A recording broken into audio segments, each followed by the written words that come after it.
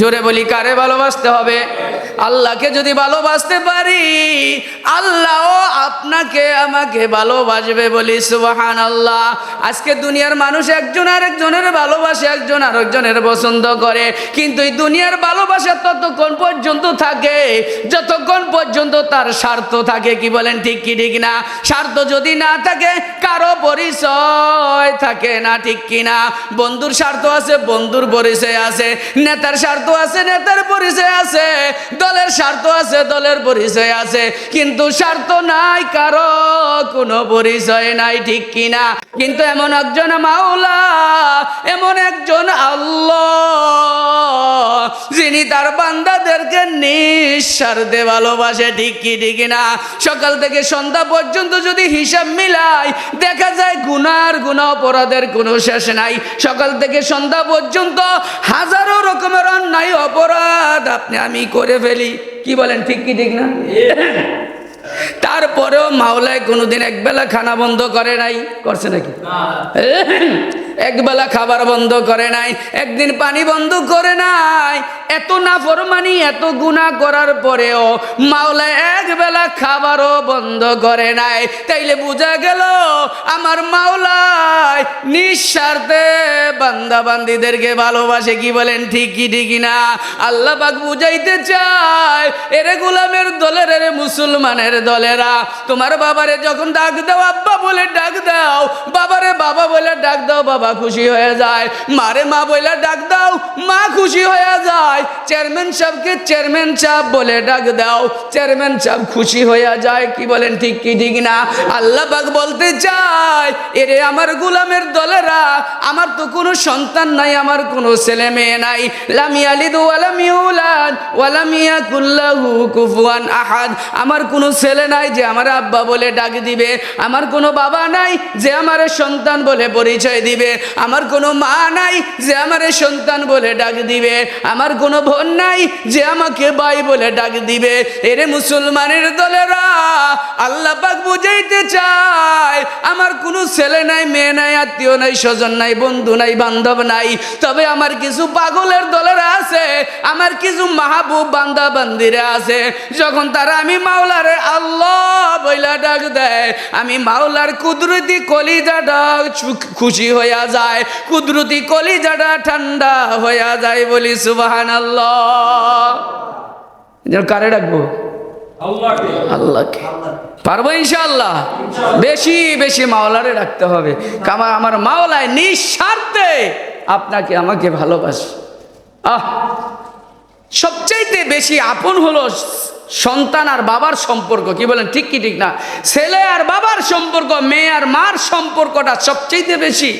তারপরে দেখা যায় একটু স্বার্থের যদি ব্যাঘাত ঘটিয়া যায়, যদি স্বার্থ ফুরাইয়া যায়, বাপ সন্তানকে পরিচয় দেয় না, সন্তানও বাবার পরিচয় দেয় না, মা মেয়েরে পরিচয় দেয় না, মেয়েও মাকে পরিচয় দেয় না।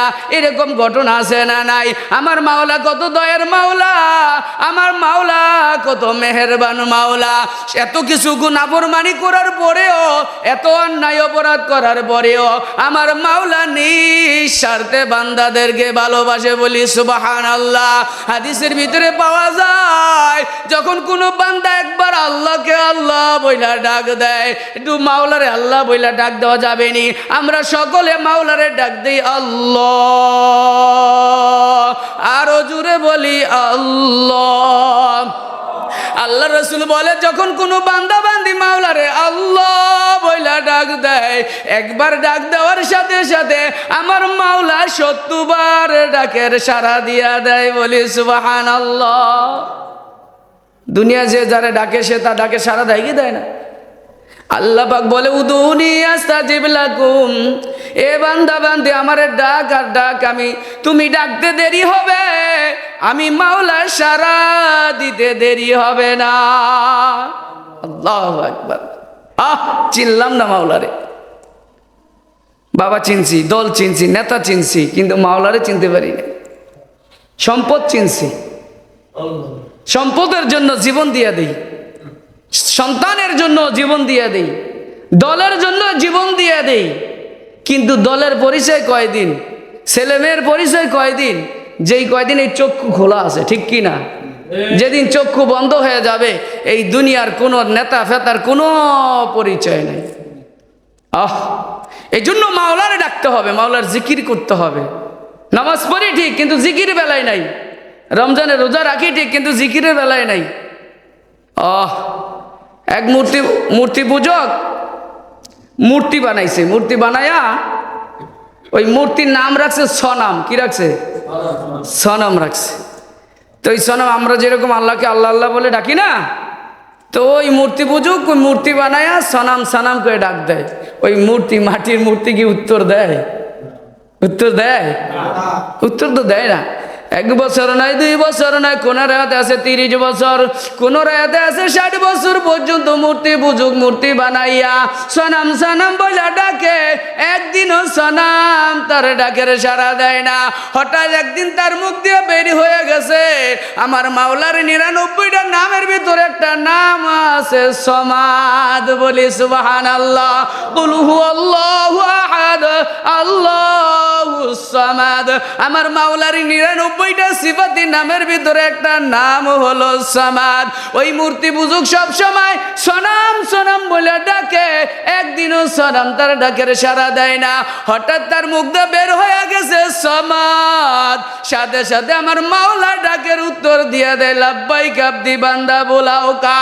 ওই মূর্তি পূজক তো বুঝে না, আরে এত বছর পর্যন্ত সনাম রে সনাম করে ডাক দিলাম, একদিনও সনাম ডাকের উত্তর দেয় না। আজকে যে সমাদ বলে ডাক দিলাম, কে যেন ডাকের উত্তর দিয়া দিল। তিনি তো বুঝতে পারতেছেন না, পেরেশান হয়ে গেছে কে ডাকের উত্তর দিল। তিনি বুঝতে, ওই জমানার বড় বুজুর্গ ছিল হযরত হাসান বসরি রহমাতুল্লাহি আলাই। হাসান বসরি রহমাতুল্লাহি আলাইহির দরবারে দৌড়ে চলে গেলেন, গিয়ে বলতেছেন হুজুর, মুসলমানের ধর্মে আপনি তো অনেক বড় আলেম, মুসলমানের আপনাকে ধর্মগুরু মনে করে, আপনাকে পীর সাহেব মনে করে, আপনাকে বড় বুজুর্গ মনে করে। হুজুর, আমি তো এরকম মূর্তি বানাইয়া নাম রাখছি সনাম। এই সনাম রে সনাম সনাম বলে ডাক দেয়, কিন্তু কোনোদিনও সনাম উত্তর দেয় না। আজকে দিয়ে আমার জবানটা বের হয়ে গেছে সমাদ। হঠাৎ কে যেন উত্তর দিয়া দিল লাব্বাইক আবদি বান্দা বোলাও কা। হুজুর, এই ডাকের উত্তর কে দিল আমি তো বুঝতে পারতেছি না। হাসান বসরির কাশু খুলে গেছে। হাসান বসরি তো বুঝা বালাইছে, চোখের বাণী বালায় কান্দে আর বলে, এরে মূর্তি পূজক ভাই, তুমি তো চিনলা না, যেই মাওলারে বলিয়া 30 বছর পর্যন্ত সনাম মূর্তি বানাইয়া সনাম সনাম বইলা ডাকলা, যেই মাওলা তোরে তোমারে খাওয়াইলো, যেই মাওলা তোরে সুন্দর করে সুস্থতার জীবন দান করলো, ওই মাওলারে বলিয়া সনাম সনাম বইলা ডাক দিছো, একদিন সনাম উত্তর দেয় নাই। যেই মাওলারে বলিয়া গেছো, ওই মাওলা তোমার ডাকের সাড়া দিয়া দিছে। বলি সুবহানাল্লাহ। এরে মুসলমান, আমার মাওলা কত দয়ার মাওলা। এই জন্য আদম আলাইহিস সালাতু ওয়াস সালাম থেকে শুরু করে কিয়ামত পর্যন্ত যত মুসলমান আসবে, সমস্ত মানুষের জন্য, সমস্ত আল্লাহ পাকের বান্দা বান্দির জন্য আল্লাহ পাক একটা করে জান্নাত বানায় রাখছে। একটা কাফেরের জন্য জান্নাত বানায় রাখছে, একটা নাফরমান বেঈমানের জন্য জান্নাত বানায় রাখছে, একজন হিন্দুর জন্য একটা করে জান্নাত বানায় রাখছে। তবে বিধর্মীদের জান্নাতগুলো বিরান ঘরের মতো পড়ে আছে, খালি ঘরের মতো পড়ে আছে। আর মুসলমানের জান্নাতগুলো তার আমল অনুযায়ী আল্লাহ পাক জান্নাতগুলো সাজাইতেছে। বলি সুবহানাল্লাহ। বলতে পারেন হুজুর, ওই কাফেরের জন্য আল্লাহ কেন জান্নাত বানাইলো, ওই হিন্দুর জন্য কেন আল্লাহ জান্নাত বানাইলো? এর উত্তর হলো, আল্লাহ পাক বান্দার ঠুঁড়ের দিকে তাকায়া থাকে। আরে আমার বান্দা সারা জীবন নাফরমানি করলো, সারা জীবন অন্যায় করলো, কোন সময় জানি আমি মাওলারে আল্লাহ বইলা ডাক দিয়া দেয়। বলি সুবহানাল্লাহ। এই জন্য মাওলাকে ডাকতে পারবো ইনশাআল্লাহ, কিন্তু মাওলাকে তো ডাকতে পারি না, মাওলারে তো ভুলে গেছি আমরা। আপনি আমি ধন সম্পদ, ছেলে মেয়ে, আত্মীয় স্বজনদের জন্য যতটা পাগল, কিন্তু মাওলার জন্য কিন্তু ততটা পাগল না। কি বলেন, ঠিক কি ঠিক না? কিন্তু দুনিয়ার সবাই তো স্বার্থপর।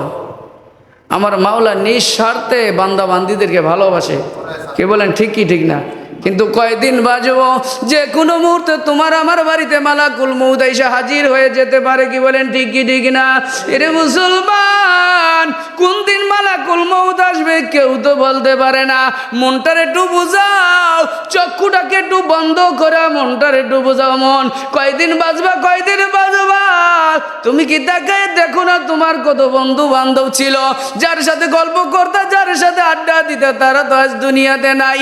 এমন একদিন আসবে যেদিন তুমিও দুনিয়া ছাড়িয়া চইলা যাইবা। এই দুনিয়াতে কেউ থাকতে পারে নাই, তুমিও থাকতে পারবা না। কি বলেন ঠিক কি ঠিক না? যেদিন তোমার বাড়িতে মালাকুল মউত এসে হাজির হয়ে যাবে, তোমার রুহটাকে যখন টান দিয়া বের করে নিয়ে যাবে, তুমি তো জমিনে লুটাইয়া পড়বা। ছেলে মেয়ে কাঁদতে থাকবে আর বলবে, আহা আমার বাবাদি কেমন করে, আমার বাবাদি কথা কয় না। আহারে তাড়াতাড়ি কর, যা যা, আহারে মামারে ডাক দে, চাচারে ডাক দে, আমার বাবাদি কথা কয় না। আহারে বা চাচা আইসা হাজির হয়ে যাবে, আত্মীয় স্বজন আইসা হাজির হয়ে যাবে। আর ছেলেদেরকে বলবে, কার আশায় বৈশা রইছ, তোর বাবাদি দুনিয়াতে নাই। আহারে যা তাড়াতাড়ি যা, চৌকিদার বাড়ির মসজিদে যাইয়া খবর দে, উমুকে আর দুনিয়াতে নাই। মাইকের আওয়াজ শুনিয়া যার যার মত করে আত্মীয় স্বজন গুলো হাজির হয়ে যাবে আর বলতে থাকবে, তাড়াতাড়ি কর, ওই মসজিদ থেকে 4 কোণার পালকিটা নিয়ে আয়। ওই পালকিটা নিয়া দরাদরি করিয়া তোমাকে আমাকে ঘর থেকে নামায়া ফেলাবে। আরে যার জন্য ঘর করলাম, বাড়ি করলাম, কত সুন্দর ঘরে সাজাইলাম, ঘরে কত এয়ার কন্ডিশন সাজাইলাম, লক্ষ লক্ষ টাকা দিয়ে এরকম ভাবে ঘরকে সাজাইলাম। আজকে চক্ষু বন্ধ হয়ে যাওয়ার সাথে সাথে আমাকে কেউ আর ঘরে জায়গা দেয় না। দরাদরি করিয়া তোমাকে আমাকে ঘর থেকে বাইর করে ফেলাবে। আহারে যেই দামি দামি পোশাক গুলো গায়ে দিয়ে ঘুরছি, ওই দামি দামি পোশাক গুলো পর্যন্ত গায়ে রাখবে না। তাড়াতাড়ি করো, কেচি নিয়ে আসো, কেচিটা কাটিয়ে কাটিয়ে গায়ের পোশাক গুলা খুইলা ফেলাবে। কিসের দুনিয়া, কিসের দুনিয়া, কার জন্য পাগল হয়েছি? এই দুনিয়া কেউ তোমার আমার আপন না। সাধারণ একটা চাদর দিয়ে তোমাকে আমাকে ডাকিয়ে রাখবে আর বলবে, তাড়াতাড়ি করো, যাও। কেউ যাও কবর খোদার জন্য, কেউ বা আবার যাও বাজারে সাদা কাপড় কেনার জন্য, আবার কেউ যা গরম পানি করার জন্য, কেউ বা আবার যা পাশ কাটার জন্য। এইরকম ভাবে তোমার আমার জন্য জীবনের ঘর একটা কবর খুঁজা ফেলাবে। জীবনের শেষ গোসল তোমাকে আমাকে দিয়া বাজার থেকে সাদা কাপড় আনিয়া তোমাকে আমাকে একটা প্যাকেট বানায় ফেলাবে, মাথায় একটা বান দিয়া ফেলাবে, মাথায় একটা বান দিয়ে ফেলাবে, পায়ে একটা বান দিয়ে ফেলাবে, আর কোনো লড়ার শক্তি থাকবে না। দুনিয়ার বাহাদুরি সব শেষ হইয়া যাইবে। মসজিদের ইমাম সাহেব ডাক দিবে, যা যা মসজিদের ইমাম সাহেব ডাক দিয়া নিয়ে আয়, জানাজার জন্য রেডি কর। জানাজার মাঠে যখন নিয়ে যাইবে, এদিক দিয়ে ছেলে মেয়েগুলো হাউ বাউ করে কাঁদতে থাকবে। এক ভাই আরেকবার গলায় ধরিয়া কাঁদবে আর বলবে, ভাই রে আর করে আব্বু বইলা ডাক দিবি।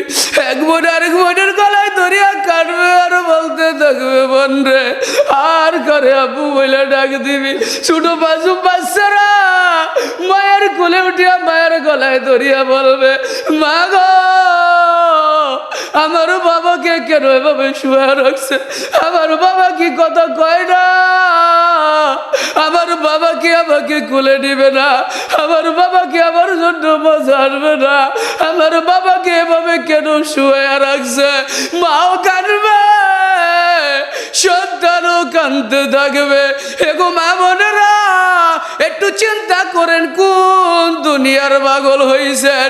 আর এই দুনিয়ায় কেউ তোমার আমার আপন না। জীবনের শেষ জানাজার নামাজ পড়াইয়া তোমাকে আমাকে দরাদরি করিয়া ওই কবরের দিকে নিয়ে যাইবে। এই বাড়িতে কেউ আর রাখবে না। আরে কত ঘটনা শুনে যায়। বাবা যখন স্ট্রোক করার পরে যখন অসুস্থ হয়ে যায়, ওই বাবাকে যখন অ্যাম্বুলেন্স ভাড়া করিয়া ঢাকা শহরে নিয়ে যায় হসপিটালে হসপিটালে নিয়ে যায়। হসপিটালে নেওয়ার পরে যখন ডাক্তার ঘোষণা করে দেয় তোমার বাবা আর দুনিয়াতে নাই, আহারে সন্তান আবার অ্যাম্বুলেন্স দিয়ে আবার যখন বাড়িতে নিয়ে আসে, বাড়িতে আনার পরে এমন কোনো সন্তান পাওয়া যায় না যেই সন্তান বলবে আহারে যেই বাবা এত সুন্দর করে ঘর বানাইলো, যেই বাবা এত সুন্দর করে বাড়িটারে সাজাইলো, যেই বাবা এত সুন্দর দামি দামি খাট আমাদের জন্য কিনলো, আজকে বাবাই দুনিয়াতে নাই। যাওয়ার টাইমে তো বাবারে ঘর থেকে বাইর কইরা নিছি, এখন একটু যখন মারা গেছে এখন একটু ঘরের ভিতরে ঢুকাই, এমন কোন সন্তান কিন্তু ঘরে ঢুকাবে না। কি বলেন ঠিক কি ঠিক না? আর কেউ ঘরে ঢুকাবে না, যত ঝড় তুফান হোক না কেন, যত বৃষ্টি হোক না কেন, সাধারণ একটা তেরবাল টানাইয়া তোমারে আমার উঠানে শোয়া রাখবে, কিন্তু কেউ আর ঘরে ঢুকাবে না। কোন দুনিয়ার পাগল হইছ? এই দুনিয়ার সব হলো স্বার্থপর।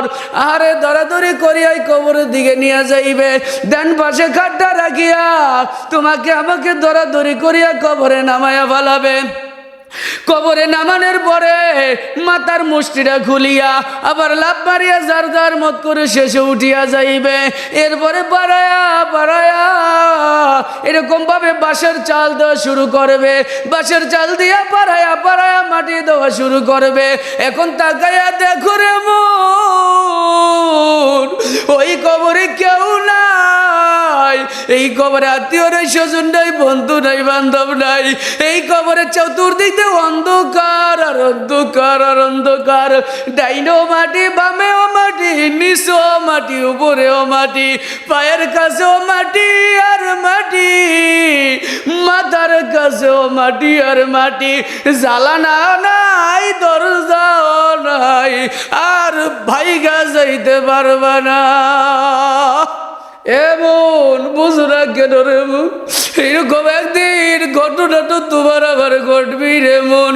শুধু তাই নয়, শুধু তাই নয়, ওই কবরে দুইজন ফেরেশতা এসে হাজির হইয়া যাইবে। মুনকার নাকির দুইজন ফেরেশতা এসে হাজির হইয়া যাইবে। ওই ফেরেশতা তিনটা প্রশ্ন করবে, ওই প্রশ্নের উত্তর যদি দিতে না পারো ওই কবরটার কবর থাকবে না। ওই কবরের মাটি এক পাশের মাটি আরেক পাশের মাটির সাথে এমন ভাবে চাপ দিবে আপনার আবার শরীরের হাড় গুলো টাস টাস করে ভেঙে চুরমার হইয়া যাইবে। আর যদি বলি বাঁচাও বাঁচাও বাঁচাও, কেউ আর আগায় আসবে না। আরে দুনিয়াতে বিপদে পড়িয়া গেলে কত আত্মীয় স্বজন দৌড়ায় আসে। দুনিয়ার কোনো ঘরে যদি আগুন লাগা যায় কত মানুষ এসে আগুন নিভাইয়া দেয়, কিন্তু ওই কবরে যদি জাহান্নামের আগুন জ্বলিয়া যায়, আল্লাহর রাসূল বইলা দিছে আল কবরু রাউজাতুম মিন রিয়াজিল জান্নাহ আও হুফরাতুম মিন হুফারাইন নার। কারো জন্য বেহেশতের বাগান, আবার কারো জন্য কবরটা আগুনের গর্ত হইয়া যাইবে। এরে মোর বুঝো না কেন, বুঝো না কেন রে মোর? আর এই যে গত কয়েক মাস আগে ওই যে উত্তরায় যে বিমান দুর্ঘটনা ঘটলো, ওই বিমান যখন দুর্ঘটনা ঘটলো ওই কলেজের কত ছাত্র ছাত্রী মারা গেল, কত উস্তাদরা মারা গেল। পরের দিন দেখলাম লাশ গুলাকে যখন একত্রিত করলো কয়লার মতো দেখা যায়, কোনো চেহারা বোঝা যায় না, কার সন্তান কোনো চিনার কোনো উপায় নাই। আর ওই আগুন নিবানোর জন্য কত লোক আইসে হাজির হয়ে গেল, কত ফায়ার সার্ভিস আইসে হাজির হয়ে গেল, কত বিমান বাহিনী পর্যন্ত আইসে হাজির হয়ে গেল। বিমানের মাধ্যমে পানি দিয়ে নিবানের চেষ্টা করছে। এরে মন, এগো মা বোনেরা, ওই কবরের ভিতরে কিন্তু কোনো ফায়ার সার্ভিস যাবে না, ওই কবরে কোনো বিমান বাহিনী যাবে না, ওই কবরে কাউ কাউরে পাওয়া যাবে না, ওই কবরে আমার মাওলা ছাড়া কাউরে পাওয়া যাবে না। কি বলেন ঠিক কি ঠিক না? এই জন্য মাওলারে ডাকতে হবে, মাওলারে বেশি বেশি ডাকতে হবে, যেন মাওলাকে ডাকতে ডাকতে এমনভাবে মাওলারে ডাকতে থাকবো, এমনভাবে মাওলারে বলাবো সন্তান যেরকম করুণ শুনে বাবারে ডাক দেয়, বাবার কলিজা ঠান্ডা হয়ে যায়। এইরকম মাওলারে ডাকতে থাকবো, মহাব্বতে মাওলারে ডাকবো, যেন আমার মাওলায় আমাদের প্রতি রাজি খুশি হয়ে যায়। আল্লাহুম্মা। ওই যে কারি ইব্রাহিম সাহেব রহমতুল্লাহি আলাই একদিন এরকম রাস্তাটা হাঁটতেছে, ক্ষেতের পাশ দিয়ে হাঁটতেছে হাঁটতেছে আর জিকির করতেছে, হাঁটে আর মাওলার জিকির করে। খেতে খামারে যারা কাজ করছে, কৃষক যারা ছিল তারা বলতেছে, কি রে হুজুরে কি পাগল হয়ে গেল নাকি? রাস্তাটা হাঁটে আর জিকির করে, রাস্তাটা হাঁটে আর জিকির করে, মনে হয় হুজুরে পাগল হয়ে গেছে। এই কৃষকের কথার আওয়াজটা যখন হুজুরের কানে গেল, তখন হুজুরে মাওলার শুকরিয়া আদায় করে আর বলে, আলহামদুলিল্লাহ, এতদিন পর্যন্ত মাওলার জিকির করছি, এতদিন পর্যন্ত মাওলারে ডাকছি, কিন্তু আল্লাহর রাসূলের হাদিসের উপর আমল হয় নাই। আজকে মাত্র হাদিসের উপর আমল হয়েছে, তাই তো লোকেরা বলছে হুজুরে কি পাগল হয়ে গেছে নাকি? এই জন্য জিকির বেশি বেশি পরিমাণে করতে হবে। জিকির করলে কি লাভ হবে? হাদিসে কুদসির ভিতরে আল্লাহ পাক নিজেই ঘোষণা করে দেয়, ওয়ানা মা মান যাকারানি, যে আমারে ডাকে, যে আমারে স্মরণ করে, আমি আল্লাহ কুদরতি ভাবে তাদের সঙ্গী হইয়া যাই। বলি সুবহানাল্লাহ। অন্য হাদিসের ভিতরে বলা হয়, আনা জালিসু মান যাকারানি, যে আমারে ডাকে, যে আমারে ডাকে, আমি আল্লাহ কুদরতি ভাবে তাদের সাথে বইসা যাই। বলি সুবহানাল্লাহ। এই জন্য জিকিরের মজমা খুব দামি মজমা, জিকিরের মজমা স্বয়ং আল্লাহর মজমা। বলি সুবহানাল্লাহ। এই জন্য জিকির করতে রাজি আছি না নাই? আজকে আমরা জিকির ভাগ করে ফেলাইছি। মনে হয় পীর মুরিদ হইলে জিকির লাগে, পীর মুরিদ না হইলে জিকির লাগে না। মনে হয় চরমনার মুরিদ হইলে জিকির লাগে, বাহাদুরপুর পীর মুরিদ হইলে জিকির লাগে। না রে বাবা না, এগো পর্দার অন্তরের মা বোনেরা, জিকির কোনো পীর মুরিদের কাজ নয়। জিকির করার জন্য স্বয়ং আল্লাহ পাক ঘোষণা করে দিছে, যারা নাকি ঈমান আনছে, ইয়া আইয়ুহাল্লাযিনা আমানু, যারা নাকি ঈমান আনছে তাদেরকে আল্লাহ বইলা দেয়, উযকুরুল্লাহ যিকরান কাসীরা, আমি মাওলার জিকির বেশি বেশি পরিমাণে করো। বলি সুবহানাল্লাহ। অন্য জায়গায় আল্লাহ পাক রব্বুল আলামিন বলেন, ফাযকুরুনি আযকুরুকুম, এরে বান্দা তোমরা যদি আমি মাওলার স্মরণ করো, আমি আল্লাহ তোমাদেরকে স্মরণ করব। বলি সুবহানাল্লাহ। তোমরা স্মরণ করবা দুনিয়ার ভিতরে বসে বসে, আর আমি আল্লাহ এর চাইতে উত্তম একটা মজমা মিলাবো। আমি আমার আরশ মহল্লায় ফেরেশতাদেরকে নিয়ে একটা মজমা মিলাইয়া তোমাদেরকে স্মরণ করব। বলি সুবহানাল্লাহ। হাদিসে কুদসির মধ্যে পাওয়া যায়, আল্লাহ পাক নিজেই ঘোষণা করে দেয়, ওয়াইন যাকারতানি ফি নাফসি যাকারতুহু ফি নাফসি, এরে আমার গোলামের দলেরা, এরে আমার বান্দা বান্দিরা, যদি তুমি একা একা আমি মাওলারে ডাকো, যদি একা একা আমি মাওলার জিকির করো, আমি আল্লাহ একা একা তোদেরকে স্মরণ করি। আর যখন যাকারতানি ফি মালাইন যাকারতুহু ফি মালাইন, আর যদি মজমা মিলাই আমি মাওলারে ডাকতে থাকো, মজমা মিলাইয়া যদি আমি মাওলারে বলাও, আমি আল্লাহ ফেরেশতাদের মজমা মিলাইয়া তোমাদেরকে স্মরণ করি। বলি সুবহানাল্লাহ। তোমরা স্মরণ করো দুনিয়াতে বসিয়া, আর আমি মাওলায় আরশ মহল্লায় ফেরেশতাদেরকে নিয়ে স্মরণ করতে থাকি। বলি সুবহানাল্লাহ। হাদিসের ভিতরে পাওয়া যায়, ইন্নাদ যিকরা ইয়াজআলু যাকিরিনা মাহবুবান, যারা নাকি মাওলার জিকির করে আল্লাহ পাক তাদেরকে মাওলার বন্ধু বানায় নেয়। বলি সুবহানাল্লাহ। অন্য জায়গায় পাওয়া যায়, ইন্নাদ যিকরা ইফতাহু আবওয়াবুর রাহমা, যারা নাকি জিকির করে জিকিরের কারণে আল্লাহ তাআলা রহমতের দরজা খুলিয়া দেয়। বলি সুবহানাল্লাহ। সুবহানাল্লাহ। অন্য হাদিসের ভিতরে পাওয়া যায় আল্লাহ রাসূল সাল্লাল্লাহু আলাইহি ওয়াসাল্লাম বলেন, মালি আবদিন ইয়াকুলু লা ইলাহা ইল্লাল্লাহ কাত্তু মুখলিসান ইল্লা ফুতিহাত লাহু আবওয়াবুস সামা।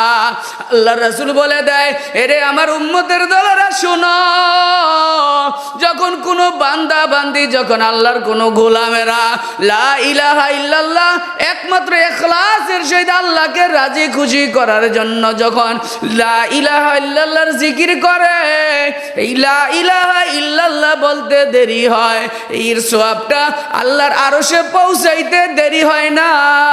এই সওয়াবটা আল্লাহর আরশে পৌঁছানোর জন্য আল্লাহ পাকের সাত আসমানের সাত দরজাগুলো টাস টাস করে খুলিয়া যায়, বলে সুবহানাল্লাহ।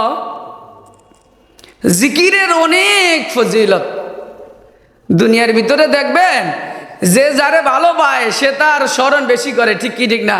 যে যারে ভালোবাসে সে তার নাম বেশি বেশি স্মরণ করে, করে কি করে না? একজন নেতাকে ভালোবাসে, নেতার স্মরণ যে কোনো জায়গায় সে নেতার প্রশংসা করতে থাকে। একজন আছে আওয়ামী লীগ করে, আওয়ামী লীগের স্মরণ সে বেশি করে। আরেক দল আছে বিএনপি করে, বিএনপির স্মরণ সে বেশি করে। যে যেই যারে ভালোবাসে, যে যারে পছন্দ করে তার স্মরণ সে বেশি করে, ঠিক কি ঠিক না? আরেক দল আছে একজন আরেকজনের ভালোবাসে, এক বন্ধু আরেক বন্ধুরে ভালোবাসে। দেখা যায় যে কোনো জায়গায় বন্ধু বন্ধুর নাম স্মরণ করে, ঠিক কিনা? বলে যে আমার একজন বন্ধু আছে, এর মতো কোনো মানুষ হইতে পারে না, ঠিক কিনা? কারণ ওই বন্ধুর সাথে বন্ধুর একটা সম্পর্ক হয়ে যায়, গভীর সম্পর্ক হয়ে যায়। তো বন্ধুর আলোচনা বন্ধু সব জায়গায় করতে থাকে, কি বলেন, ঠিক কি ঠিক না? যে যারে ভালোবাসে তার স্মরণ সে সব জায়গায় করে, ঠিক কি ঠিক না? তো আমরা কারে